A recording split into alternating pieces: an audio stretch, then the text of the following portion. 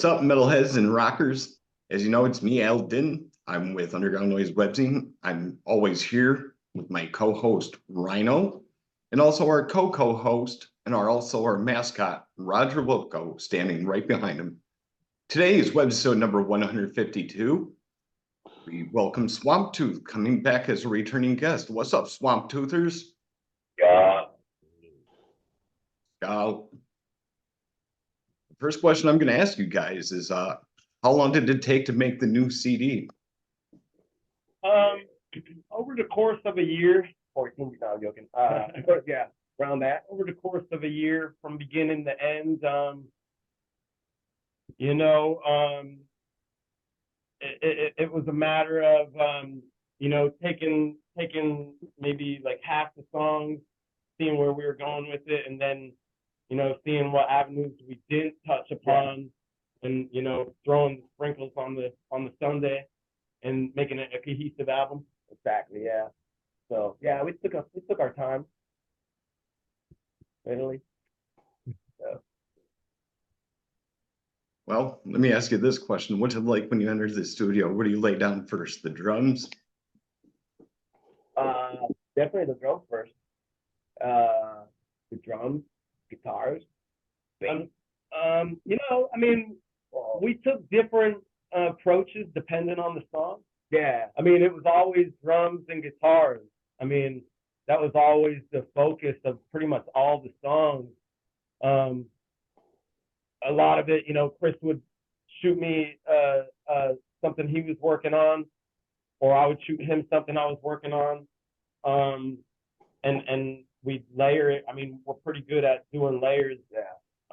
Taking the original idea and turning it into something else. Exactly. And then, but there was just a part two, riff wise, we collaborated on that. I said, let's take a different approach with this.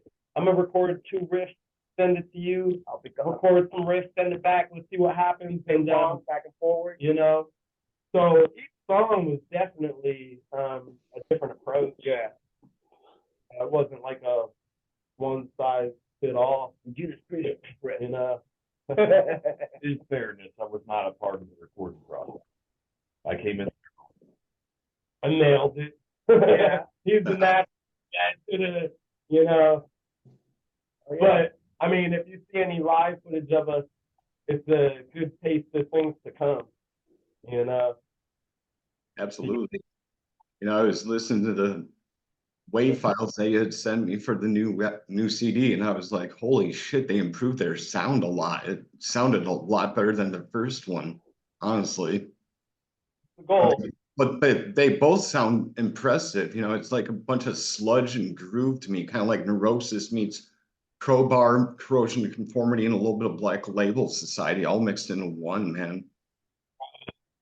I was really impressed. Tequila helps too, though. What's that? Tequila helps too. Oh, okay, Tequila. Tequila was one of the founding fathers. Yeah, I don't drink tequila, although I've had a shot here and there. What's up, Rhino? See. Wabo. Our next hit. Yeah, let's see what Rhino can throw at you guys today. He's got some good ones.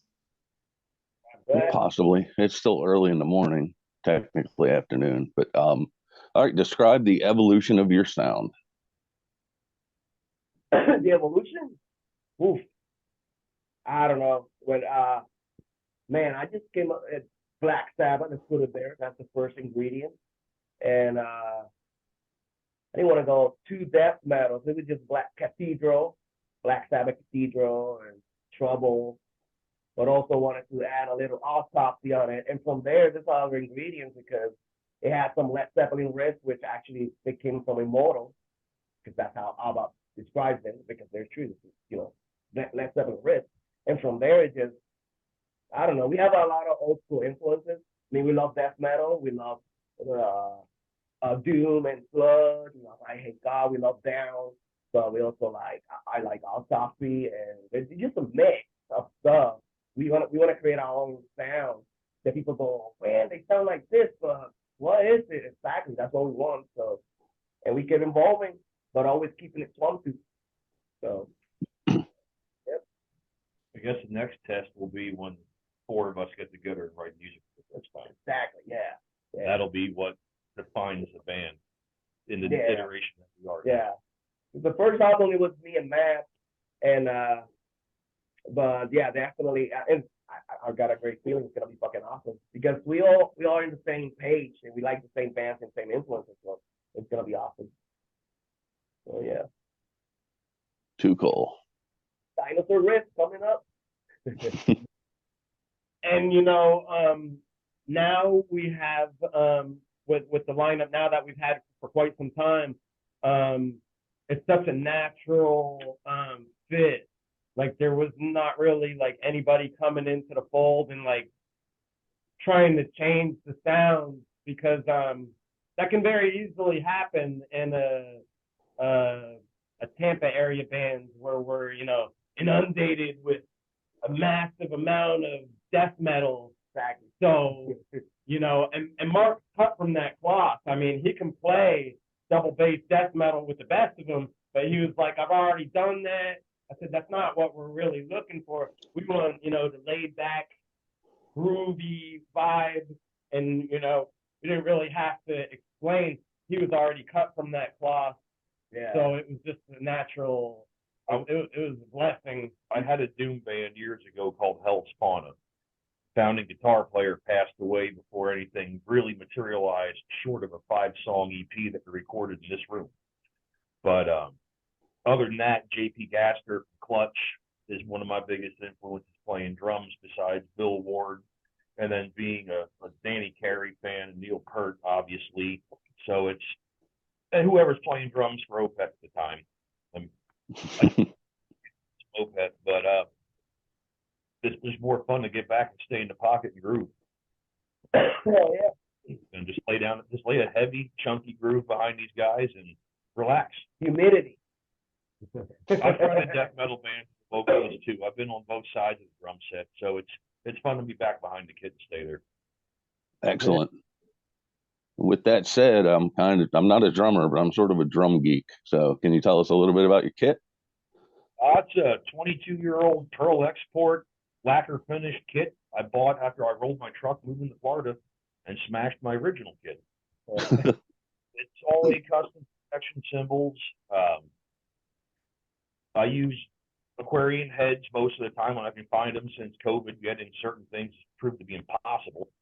But same kit for 22 years, just keep adding to it, built the rack up. It's all Pearl Icon rack and Gibraltar booms and Vader drumsticks.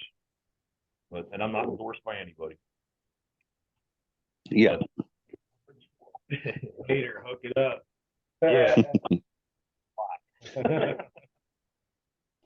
All right. So let's throw a twist on this before I throw it back to Al. Probably my favorite question, and it's for each of you. All right, you get to bring a musician back from the dead. In return, though, you have to sacrifice a modern musician. Who's coming up? Who's going down? Sorry, Corey Taylor, you're out. I'm bringing either Dimebag or Jim Morrison.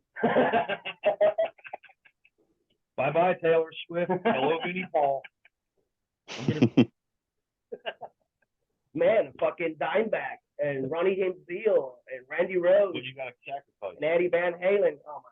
all the pop country artists. Oh yeah. Taylor, fucking die. Who else? Shit. Can I mention a fucking reggaeton artist? I forgot their name because I don't care about it. Some of those.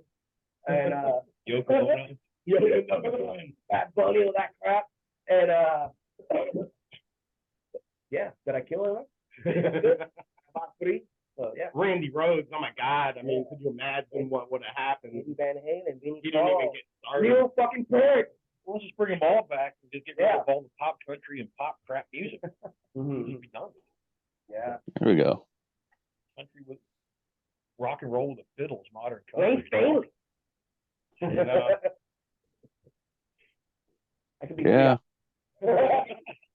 Yeah, Dime would always top my list because, you know, he kind of went the hard way. It wasn't on him. Right.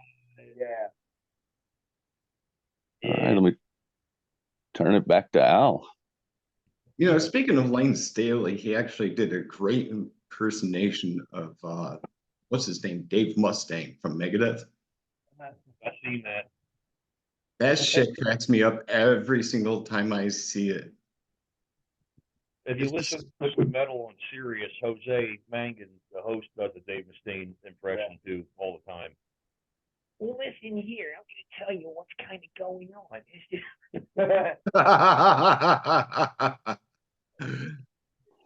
Sorry, Dave. Not sorry. In other words, let me ask you guys more about your new album, I'm gonna call it, because that's basically what it is to me. I happen to find the song Rabid Coon Death as my first favorite, and then the Swamp Tooth as my second favorite. You guys want to tell me a little bit more about those songs, like what they're pretty much about? The Swamp Tooth, it's funny how that's I jammed that song some years ago, and I just kept the riff and then start adding a little bit more down kind of influences there. And for that time, that was like, yeah, actually that song kind of defined that this is what I want to do. And but it's an old song. But lyric wise, I mean, it's that I don't think that I call it Swamp Tooth because for some reason a lot of our songs start with an S. And like another S song, a friend of mine told me that. I was like, shit, I didn't notice that. So okay, the Swamp Tooth. So it's about our mascot Nigel, Bone Crusher, and you know, it's a gator, you know, in his habitat, you know, just describing how a gator will be in the water, just peaceful, and he doesn't want to be bothered by humans. So eventually, he's gonna kill any motherfucker that intrudes his place. I was thinking something like that. Like, what if I was a gator? You know, my mission. I don't know. I was probably high. And in Rabbit Coon Death, it was, I love critters, but of course I'm not gonna go the peace way. So I want to do a story, a science fiction story about a rabbit. It's not a rabbit. It says rabbit, but it's possessed by a rabbit demon of a lake, probably Lake Jister. I used to go a lot there, so that's why a lot of the songs are from that area.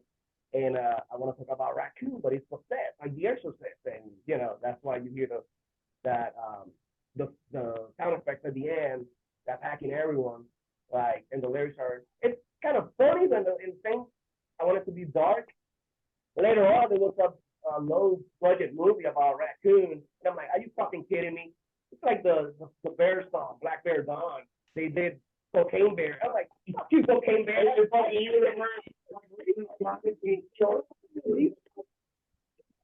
first. So anyway, all the bears up there. Oh, yeah, it's cooler. But yeah, Rabbit Coon Death, that's raccoon, and the Swamp Tooth, the vision of a gator in Florida. You know, I want to add on, you know, the musical side, you know, you bringing up the song The Swamp Tooth, something that I appreciate that we do, you know, and I think me and Chris agree with this, you know, as far as the guitar parts, something we both appreciate is, you know, the band Downs, their guitarists say, I don't know what he's playing, he don't know what I'm playing, and we don't do the same thing. We don't do, you know, I love Slayer, don't get me wrong, a lot of our favorite bands do this.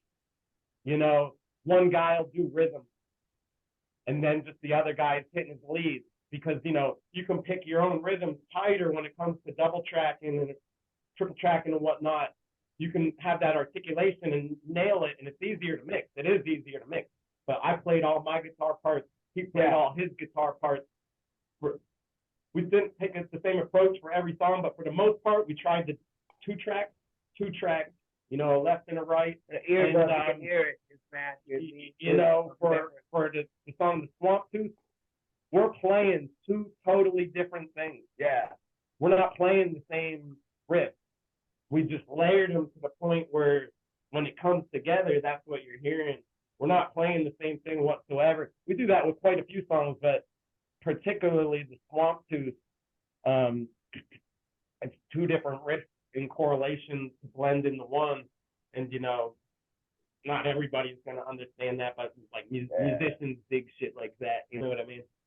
The average person just sitting there singing the song, small tooth, they might not get it. You know what I mean? You know, they're bobbing their heads to the drums and whatnot. You know, but guitar wise, I appreciate how we layered. Yeah, we layered. It's very, very catchy to me, you know, that song in particular, because when I heard it, I was like, whoa. Just this wall of amazement hit me. Like all this sound at once. I'm just like, and it works. I'm over here. You know what I mean? Air blows, that's the song that has to pop in your head. Oh, I'm sure of it, man. I'll blast out in outer space and listen to more of it. You know, just like I always do. The idea. I don't see why not. What's the craziest thing that you've seen while performing?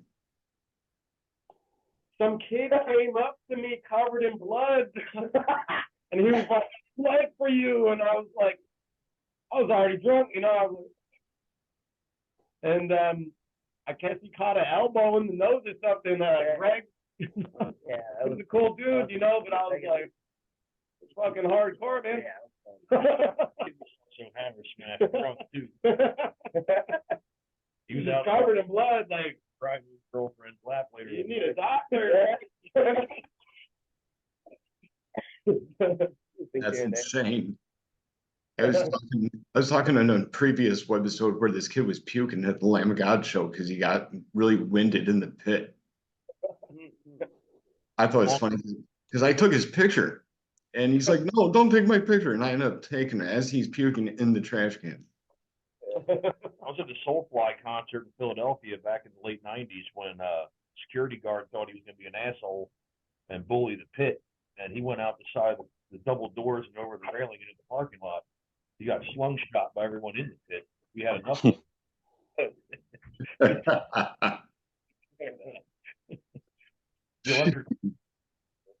Great place to see bands. It was. I've seen still getting players probably one of the violent shows I've ever seen in my life. Philadelphia, baby. Way over capacity. Yeah, I heard those Philadelphia crowds can be really crazy, especially at like Trocadero. Trocadero, I used to go there often. I didn't even know it closed. I was just talking to Steven Tucker at a Morbid Angel show. He's just shooting the shit before a show. And I was like, I haven't seen you guys since what was it, 98 at the Trocadero? And he was like, I missed that place. And I was like, what do you mean you missed that place? He's like, they closed way back. I was like, those what the hell I know. Yeah, but you and I have been down I've been here since the 90s, you know. 20 plus years. Not being 25 years. I don't think I've left Florida. None like the good old days, dudes. My last good show in Philadelphia was Morbid Angel, Slayer, and Pantera. Oh, no kidding. That is badass. And no, none of my friends liked Morbid Angel, so I was up front. I got up front for the whole show. I think you know. Nice. That's awesome. You know, one of the first bands that I ever saw in Pennsylvania was Typo Negative. Oh, no kidding. Who were they playing with? I don't even remember. I was too fucked up at the time. I have to be honest. I can't lie about that shit. Where'd you go to PA to see them? But what's that? Out in Pennsylvania. What venue? What venue did you go see Typo at? I'm trying to remember exactly. It was either Tinks or it was at the Electric Factory. You went down to Philly. You weren't up in Scranton or something like that. Yeah, I'm just trying to remember from way, way back. You know, it's just like it's almost like I'm going through the TARDIS just to get to where I have to go. I got a time warp, man. Do the time warp. But I can't do the time warp, not today. Yeah. Well, I hate to tell you guys, it's Roger's question time. I didn't do it. All right. Yeah, is there anything you would like to confess to Roger Wilco? Forgive me, Roger, for I have sinned. God damn, I have Madonna from Erotica cassette.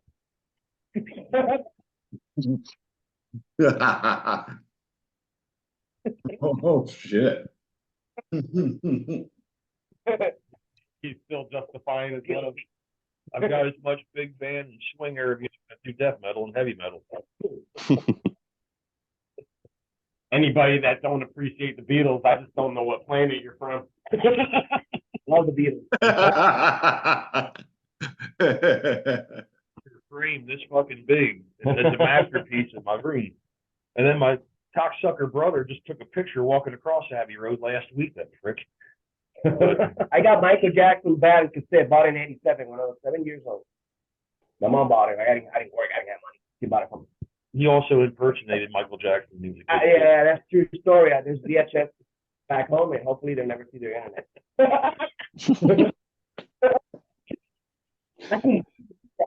As my mom would always say, do what makes you happy.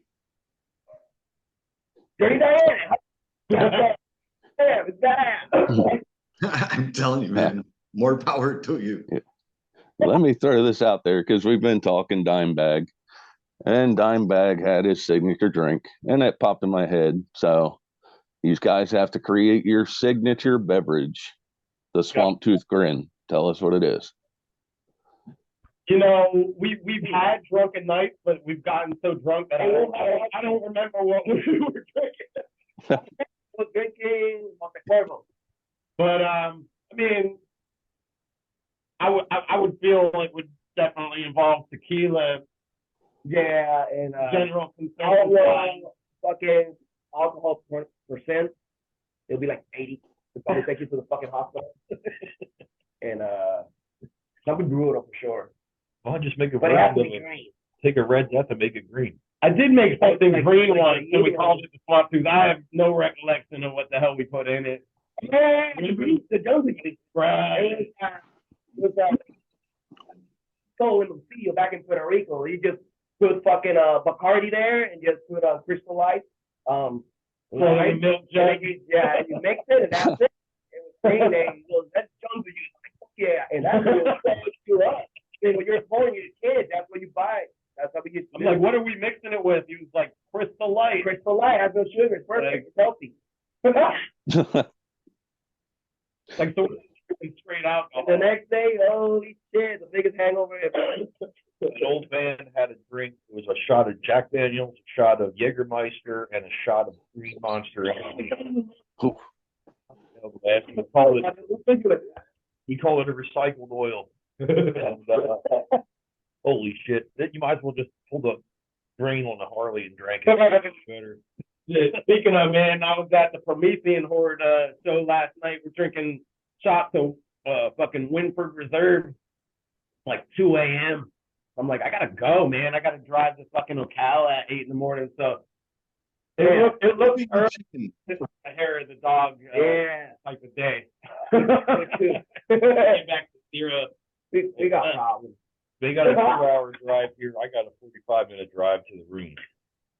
But this room here is basically a detached garage that I guess you got beer. You got beer. we converted into what it is. A friend of ours that's out of the picture, and I did most of the work in here. I did all the mechanical, the wiring, the new panels, the HVAC. He did all the finish work, the framing, and we took a 800 square foot garage and turned it into what's affectionately known as the Blue Room. Up here. Cat garage. Yeah, up in the Ocala area. And the neighbors were a lot happier about it, trust me.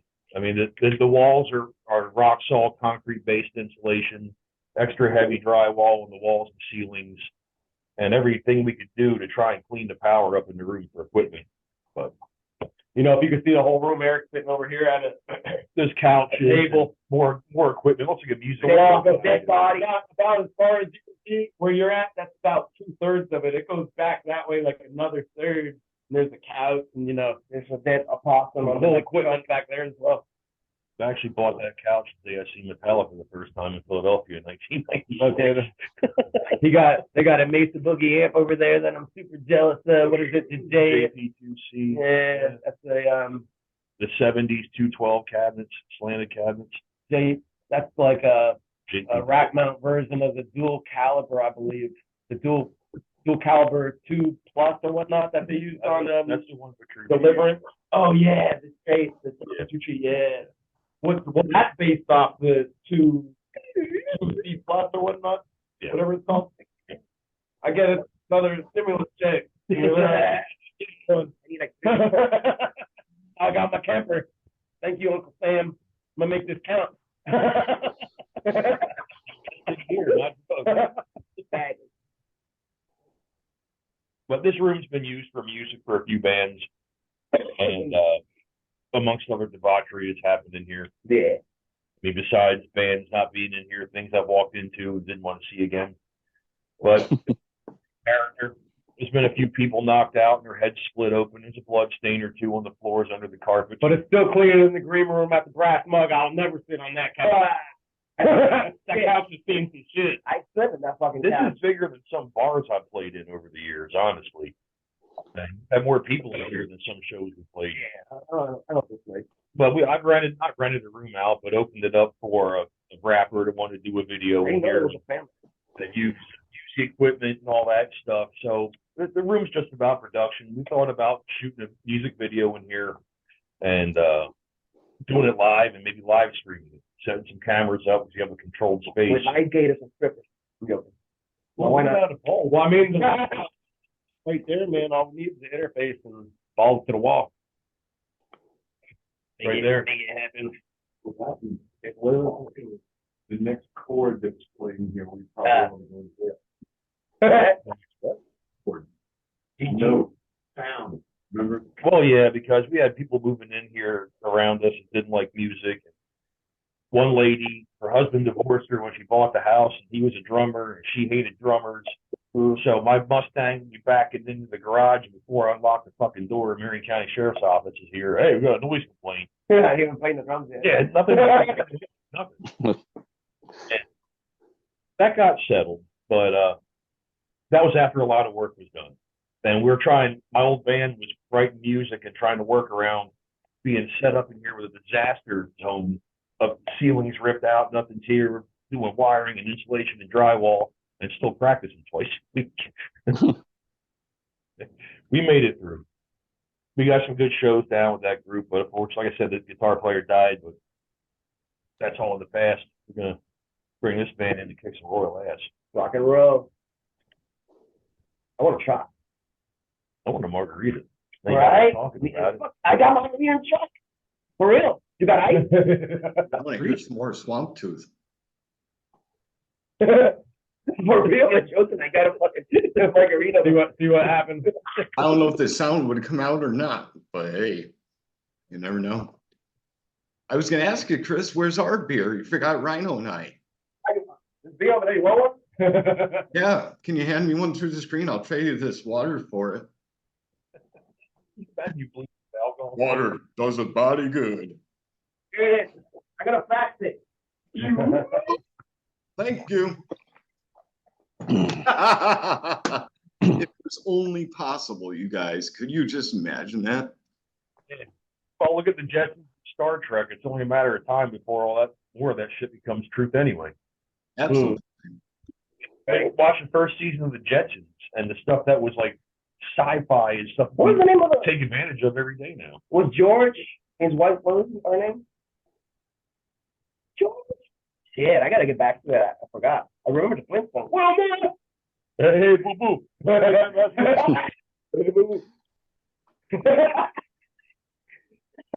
We've got, all right, guys, this is a question I don't get to ask very often just because I usually forget or I just don't write it down. But anyway, I happen to remember this one today. If you could rewrite one band's album, what band would it be and what album and why? Rewrite. Oh man. Rewrite. Saint Anger. Yeah. Out of here. Saint Anger with better snare solos and a drunk James Hetfield. Shit. And lyrics and bass and lead and rhythm. That's all it needs. This is off record. He was in a dark place, but they were all just wore out and bored. I would say Still bloodletting, but only the drums because they're too triggered. It's like an amazing album, but it's just the damn drums sound like a keyboard. Like love that album, but the drums, I'll be listening to it. I'm like, God damn, it's too triggered. Float Landing from Overkill. You haven't heard it? I can't even think of anything. I mean, even the imperfect of my favorite albums, like I still love them. You know, Britney Spears. I'm joking. there's certain albums that I wouldn't mind hearing a remix. You know, Divine Intervention. I love that album. Could be better. Anthem. You know, A little bit here and there. The vocals, I think, should be a little bit up. well, I got it on vinyl, on half-speed vinyl, remastered at Abbey Studios, and everything that was missing originally is there. Like, Okay. This Stuff is like what that. it should have That been. one's good. That one's good. And then Equilibrium came out, and it was like, fuck, they were more progressive there, but I love Emperor. Good answers, because I hated Saint Anger. I was like, wow, Lars is playing on a trash can upside down again. Recently, like one or two, maybe because I'm getting old. It's just dark. It's lyrically speaking, it's just in a very dark and violent place. And Metallica has redone a couple of those songs live. There, did you see the documentary? They didn't even know what they were doing live, and Billy was like super emotional, like Lars, you've been mean to me. And there's some shit cool there that back then I was like stuff. Now I'm like, Listen, Saint Anger, the album itself, I can't stand the sound mix or anything like that. There's no solos. They Lars were too busy trying to sue people. trying to hit a church bell. I like the album. When you look into that Napster bullshit too, Metallica was just the face of it. Every other artist was right behind them in the shadows going, yeah, this snake bastards, all the rest of them. Chris sent me a song one time, and it's probably like 20 years old. I don't know if it was from Saint Anger, but he's like, Oh no, it sounded 2x4. It sounded like Sabbath. And I was like, it's a low. I've never heard this fucking song before. I'm like, it's pretty cool. Yeah. You know what I mean? But I like the songs of low. looking back at that era, you know what I mean? Low. Didn't pique my As interest. a fan, I was very like they cut their fucking hair. The lowest thing. What the fuck happened? You're not doing cocaine. Like, but The dirty secret from the last question. I like all of Metallica. I don't give a shit. oh, me I too. grew up on the shit. That's where it's at. Old Metallica is the only way it should be. I'm not worried about what other people say. I like the music. I always have. The different changes the band's made. Look at Opeth. They went from brutal death metal to 70s prog metal band.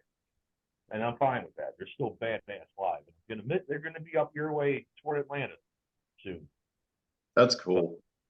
Anyway, I'm not too fond of Opeth, really. I'd rather listen to Bloodbath. yeah, what? Mike's not in the band anymore either. Yeah, Bloodbath was badass, man. One of the best bands that I could ever listen to, especially Gorguts and Gorgasm, to name a few. Even Brain Drill. Brain Drill's working on a new album, and Dylan Ruskin, he's playing a 9-string guitar. I'm just like, holy crap! And I would really love to learn how to play one of those. I mean, I got a 6-string, 7-string, and 8-string, but not a 9-string as of yet. I mean, are they just trying to get rid of the bassist entirely? No, it doesn't even replace a bass, Rhino. It's kind of funny you ask. It's, It's so hard to find a bass player. That's why they're coming out with big ass. Because on the 8-string guitar, the thickest string that's there is tuned to F. So you got F, B, E, A, D, G, B, E, which is standard tuning for the 8-string. It's fucking brutal, dude. I mean, it's got that djent sound to it in a way. If you like djent music like Meshuggah and stuff like that, I don't know any other bands that do it other than people like Jared Dines and what's his name, Rob Scallon. Those guys are phenomenal on guitar. Don't get me wrong, they know what they're doing, but sometimes it's just a little bit too much over the top for me. It's like, stop showing off, man. I'm not as good as you are, but I'm glad I can produce the music I do. Those in the Boston from Animals as leaders would be like the apex of 9-string guitar playing. Yeah, absolutely. That's a 3-piece. And it sounds like they got 6 guys playing with it. And I'll tell you something, the first time I ever seen somebody playing an 8-string guitar was a band called All That Bleeds from Texas. They were fucking awesome. I wish they were still together. I mean, they had a sound that was kind of metalcore-ish in a way, but at the same time, the way the dude screamed, it was enough to make your hair stand up on end. And give you goosebumps on the bald spot on the back of your head if you got one. But still, it was like, holy crap, what are they doing? That's a different dynamic with us live. Is Steven, our bass player, is backing Chris up on vocals. So live, it sounds fatter vocally, with these two guys working together like that. And maybe down the road, I'm a vocalist and I can play drums and sing at the same time. Phil Collins, whatever you want to call it. And I'm a death metal vocalist. So I would like to come in and put some growls. Howard, man, out at Wasteland, the way he'd be singing and playing. Yeah, kind of like that dude that plays drums and does vocals for Autopsy. He does that. Yeah. I'm thinking, how do you do that at the same time? It must be a little complicated, but if you know what you're doing, more power to you. What do you got there? My dad's a singer. Oh, Jesus. Man, don't chug the whole thing in one sitting. You can play guitar and do the harmonica, the whole thing at the same time. And people are wondering, how the hell do you have the capacity to do that? But I started playing drums for my dad's band when I was 13, and I was already singing at the same time, so it became natural. Singing death metal and playing drums might be a little bit different, but give it a try. I do want to say, how you said Raccoon Death was one of your favorite songs. Live with these four guys, it's just a different dynamic. I mean, I spent a lot of time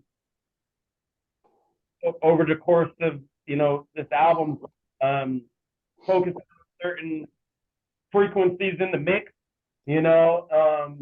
live though, it's like another type of heavy ass, we also started bringing, as far as the last show, which we only rehearsed the song once and we threw it into the set. Romp and Roll's so heavy, playing it live, like, wow. Because we're in, those are the only two songs on the album that are drop A. Yeah. Everything else is B standard. So those songs drop A, bro. It's just ferocious.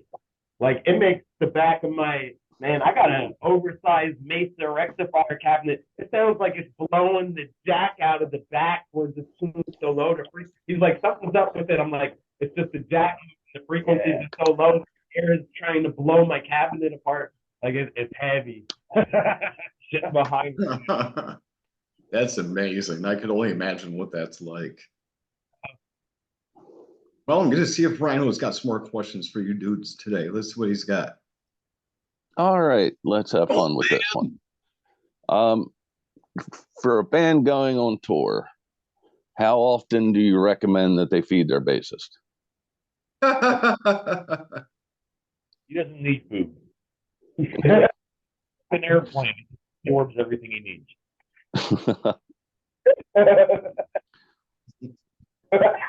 He's gonna see this and be like, "Why I had to be playing a show with my other band."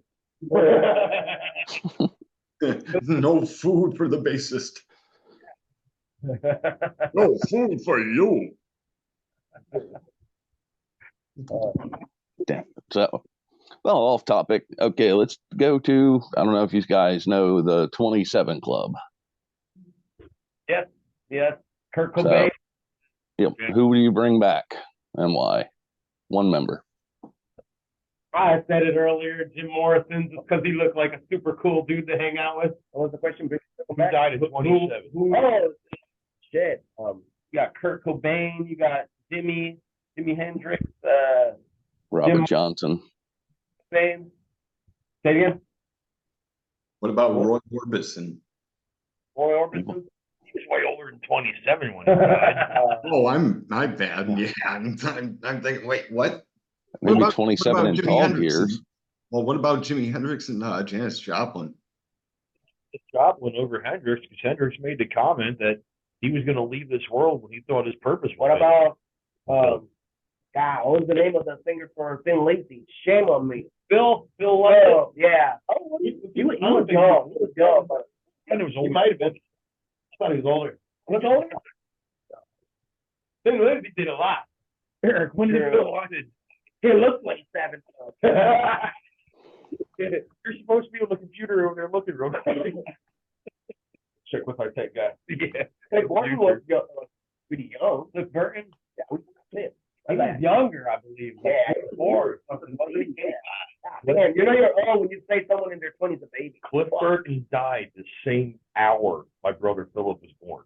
And Yeah. my brother Philip's a badass fucking bass player. Hmm. He's the one going around Europe right now. Right. But yes, about the same time, within an hour of Cliff Burton dying, my brother was born. Seen that fucking. But Wow. I don't know who he picked. Phil. All right. Cool. Who do you got? Huh? Huh? No. What? No, not you. Just thinking. All right, you get a 4-hour slot at Whackin'. Swamp Tooth plays, and you get to pick the other bands that you perform with. What are you guys going with? Emperor. I want to see Emperor. That's my pick. Fucking Exodus. Judas. Anthrax. Anthrax. Fuck yeah. And Down. And down. I hate God. You know, Crowbar. Any of them would be a cool fit. Clutch. Saxon. And Clutch's They face. play in Orlando. I think. The Yeah. That'd be cool to play with the that. Fuck yeah, definitely. Winos. Badass. Yeah. Well, Overkill. Right Heat. They just played in Tampa. I know. I'm thinking about that Saxon. The Right Heat. I missed it. I missed. Kick it down. Overkill. Kick it down. What else? You don't know the shot. I remember. I'll turn it back to Al with that. You know, speaking of Overkill, I got to see him the day after my birthday one year. I'll never forget that show. It was so much fun. Me and all 5 dudes. Seeing them on the horoscope area. I mean, I love Bobby Gustafson. Years of Decay is awesome. It was so influential. The horoscope. But I also love the Dual Guitar Attack, man. Horoscope, WFO is just an amazing album. You know, man, there was a certain era of Overkill, and you got to give it to them. They never changed. They kind of did, you know, Prong kind of took that route. Like, this is what we do. I think I hear that. But man, yeah. I'll tell you, there's nobody that sounds like Bobby Ellsworth at all. Say again? I mean, he's got his own unique, you know, voice to him. It's very distinct because once you hear that voice, you know it's Blitz all the way. Yeah. That raspy, master influence. I smoke bar with no filter voice. I love it. Yeah, I just love Overkill. They're one of the best thrash bands out there this very day. You know, they're still going strong. It is on the 70s now. Honestly, I'm going to change it from Anthrax to Testament. But the thing that was cool, the thing that was cool about meeting them the day after my birthday, you know, the day of the show, it was the fact that this was during their Relics 14 album. Wait, say it one more time. Relics 14, or was it Relics 4 with Bats in the Belfry? Yeah, yeah. Yeah, because I said the word totally wrong to my buddy Scott, because he's like, "What are you doing tonight?" I said, "Probably sitting at home, putting up with some bullshit." I don't know. He's like, "Nope, you're coming with me. We're going to watch Overkill." I'm like, "Oh, I never heard of Overkill before." He's like, "Wait, you've never heard of Overkill, or you've never heard Overkill?" I said, "Both." So I was in for a real special treat. There were only 30 people at that show. Well, I mean, if Overkill ends up watching this, you know, don't just hit Orlando. Tampa once in a while. Fucking fascinating. Yeah, Man, I can't go during the week to Orlando, you know, because it's like tourist central. I mean, God, I seen Obituary there with Carcass and a few other bands, and I was talking to Trevor from Obituary, and I was like, man, it really pissed me off that horseshit traffic on the drive here made me miss Cattle Decapitation. He's like, my wife missed the whole show. And I'm like, poor damn. Obituary's playing the show, and Trevor's wife couldn't even get there because of traffic. I mean, one highway here is out of commission for an accident, and it's a wrap. Yeah, So, you need a these private. bands, you know, they come through and think like, oh, Orlando's in the middle. Yeah, right. Man, that's where everybody's at. Around. Exactly, man. Sometimes you just take it as it goes, you know. Take it as it You comes. Go with the flow. You should feel lucky because I'm in Baltimore and we're missing an entire fucking bridge. So You're in Baltimore? yeah. I used to have family in Dundalk and Sparrows Point. So Oh I've yeah. been to the bridge many times. But yeah, that's a long time ago. What a small Yeah. world. It is, isn't it? Indeed. Y'all, It is. new album. That's a fun little place, Ferris Point. We had a venue there for a few years, or promoted out of a venue. What was it called? Sparta Inn. We Hey, had some decent ones there. what's y'all's favorite song off the album that we put out? I always hear something different from everybody. It's cool to hear. Well, like I said, there's two of them. You know, there's Rabid Coon Death, and then there's Swamp Tooth. That's right. I gotta hand it to you guys, you know, writing a song about your band name. I mean, some bands do that, some bands don't. I mean, I did that for Obliterated Soul way back in the day when I had that band, but it just didn't mount up to anything. But at the same time, I wrote it. You know, I wrote the lyrics, came up with some music, and I said, fuck it. I recorded an album and shot a video with a band and quit 2 weeks later. Got in a fight with a guitar player and they took The You know cool what they thing, need to do? They need to get rid of Kerry King and bring Jeff Hanneman back from the dead. I would agree. the cool thing about the song "The Swamp Tooth," though, I didn't even realize as we were recording it that it would like turn into our anthem. Yeah. I mean, don't get me wrong. Don't get me wrong. Kerry King's a great guitarist, but his ego is way too much. They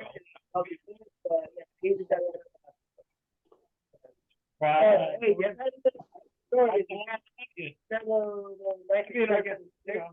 like, I'm always gonna be a part. They were like, you know, kind of, you know, they weren't too friendly. Let's put it that way. Soraya and David Martin was friendly. Not yet. Yeah, I like the old Slayer a lot. You know, back like, you know, during South of Heaven, Seasons in the Abyss. What else? Rain and Blood. That's a classic by far. But Let's touch on Kerry King real quick because my buddy and I a couple of years back had this conversation. When you hear the name Kerry King, do you think of Kerry King with hair or Kerry King bald? bald. Like if I hear I bet I can see him with the hair and the fucking leather pants with the spikes, but still have the Raiders shirt.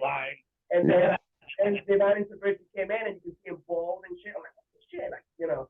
I'm so used to seeing him bald. Oh, yeah, that was the first I saw. Then Dimebag already. Dimebag is going to have the goatee and shit, but then the era of oh my god, we're going bald, beard's gonna grow. 7 That pounds. hurt, right? He said, "Fuck it, Yeah. come out wild." Oh, yeah. Kerry King put on his beard, but it's thick as fuck. He put a lot of raccoon shit in there. Kerry King, I mean, there were the forefathers. It hurt when Jeff died, you know, but Kerry King, you know, he always been the, you know, let me save up my eyebrows. He's more into, you know, I need 3 lines there to match my 3 lines here. Like, he's in the mirror often. I can tell Kerry King's not gonna be a Swamp Tooth fan.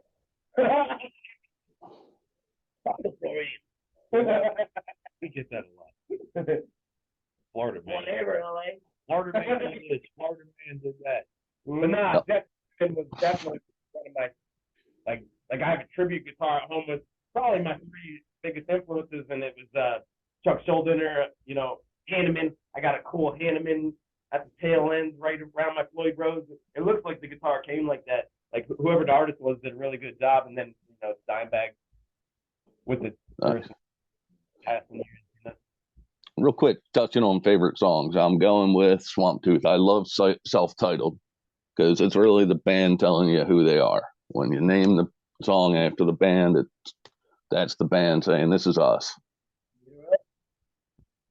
Hell yeah, appreciate that. Thank you, man. You're It's a cool, right. You're totally right about that, Rhino. it's a cool angle to hear because you don't, like I said, you don't consider that It's as you're crazy recording it. how that song was born. Like I said, it was just a jam, and later on I added some stuff, but it was just a drunk moment. It was reading Webisode, Florida. Johnny just jamming and shit. And then I recorded it, and I'm like, what's this in here? And yeah, a little bit of downish here and there. Yeah. But it was just simple. It was really simple. And then I started arting, and then he added a lot in the guitar. He's doing something completely different, and the something was born. Back then, he didn't have it. I'm looking forward to bringing Lake Jessup Part 2. Oh yeah, definitely. Yeah, that's gonna be. I heard people say that was their favorite song. It's stoner. Threw me off. Yeah, so it's gonna be cool. A lot of people that have heard it tell me that's their favorite song. Yeah. Yeah, it just flows. It flows so well. It's funny because when we finished the album, that was like, I wasn't really secure about that song. I'm like That was the last song there we was did. one thing that I thought I could do better, but then man, I did the magic. I'm like, holy shit, sounds pretty fucking awesome. Like, never mind, take it back. Sounds badass. But I mean, I was even on the fence. Originally, I was like, oh, I like it, but I don't know if this fits what we're doing. But then, you know, with them heavy toms, it made it work. yeah, And then, because I thought, you know, to me, that the opening riff sounded like Judas Priest, and I'm like, I love Judas Priest, but does it fit with what we're doing? Like That's the big question. like Judas Priest meets down. And eventually, it was like morph into songs to make it sound like us. And then Immortal and knocked on the door and said, let's put a little bit of Immortal there. Immortal got the snow, we got the swamp and the lake. That's why I had the lake sampler there. Because I was like, okay, they're doing the cold shit, we're doing the swamp thing. well, you know, what's funny with that song is we did a part 1 and a part 2, but we didn't do part 1 and part 2 together. Really, the theory was we'll do part 1, and then on side B of the vinyl would be part 2. And I think I Hate God did that shit first. They did a part 1 and a part 2, and but they didn't put them back to back just to fuck with their head. You know what I mean? So like, let's do part 2 later on in the album.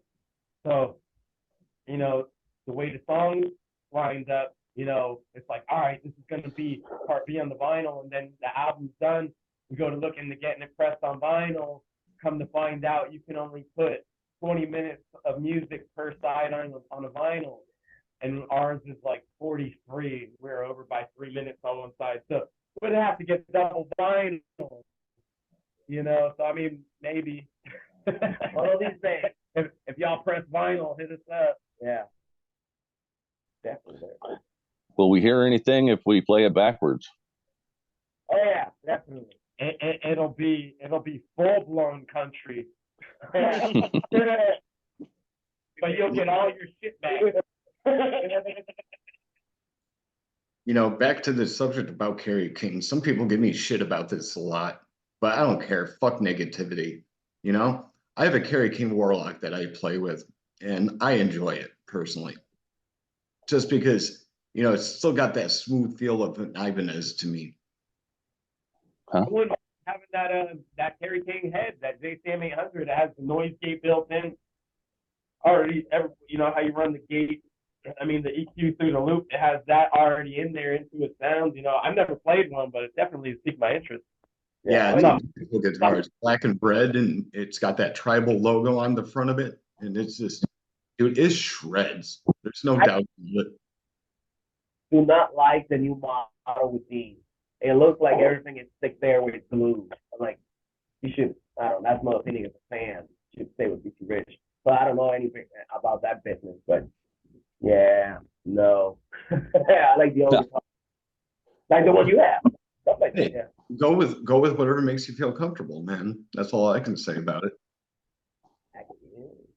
It might not be right for somebody else to have that type of instrument, but it might be good for somebody. It's always carry. It's only carry the new model. Yeah, it's not too, like I said, it's a replica guitar, but it just, I love that guitar. The new Dean one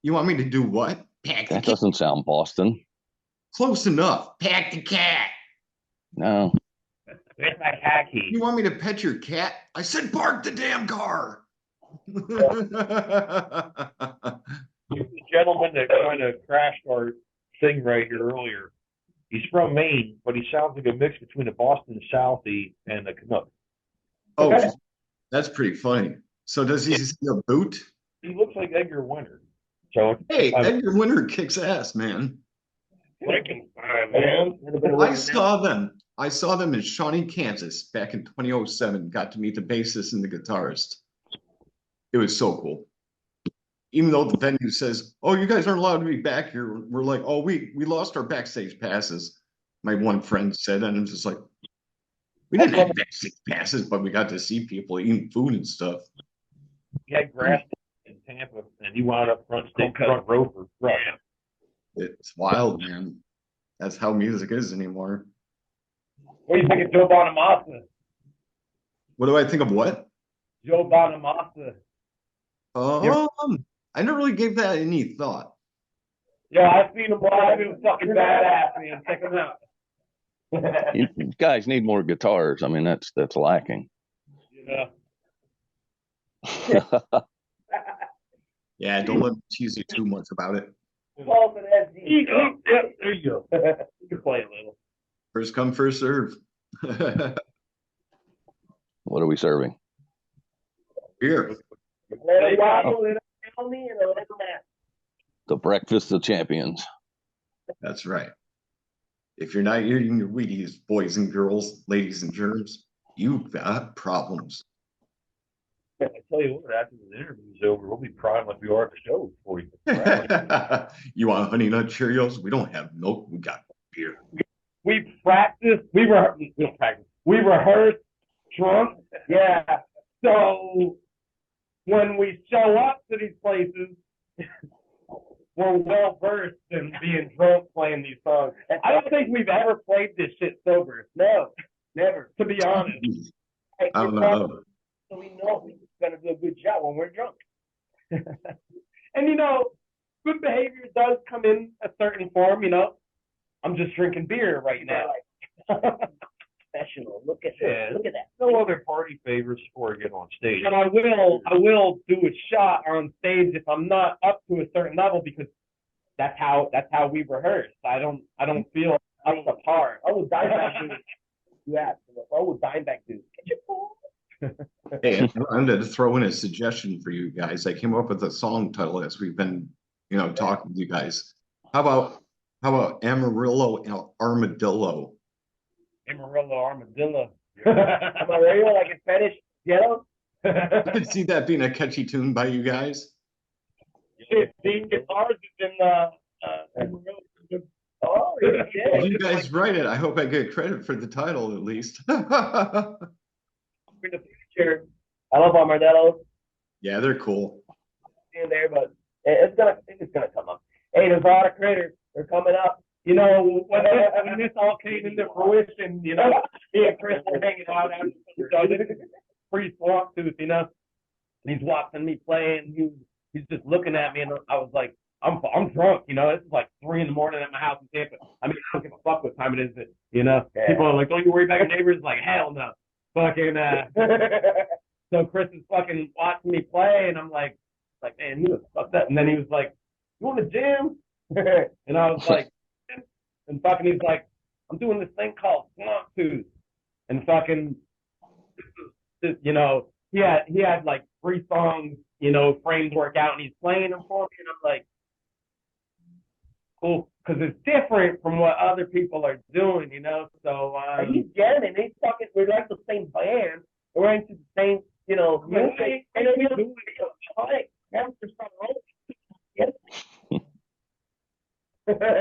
You guys are hilarious. You'd be a rowdy bunch to hang out with, and I wouldn't mind that. But anyway, we've got 2 minutes left, and I have to ask the final question. Do you dudes have any last words for Underground Noise Webzine? Thank you. Check us out on www.swamptooth.org. You know, look on our YouTube. We put out a video like 2 weeks ago that got like 2,100 views in like a week. That was flattering. That's fucking cool. And remember to have your cocktail, tequila, when you're gonna listen to Swamp Tooth and your favorite smoke. If you're not local, you can go on Swamp Tooth Metal on Bandcamp, and you can order our CD through Bandcamp. Get the digital as well, or you can hit us up on Facebook Messenger, and you know we mail it to you direct if you don't want to do the Bandcamp situation. And come to us at the show. you know, it's better live than it is on the album, thank God. And the album is pretty solid in my eyes. Well, I'd like to tell you guys thanks for your time today. Thank you for having us. Yeah, you guys are welcome. It's been awesome catching up with you guys again. Album, do it again. Absolutely. We'll have a round 3 at some point in time. For the album, you can get in on next time. We'll see you in Atlanta. Definitely. Hey, I'll do a live interview. Why not?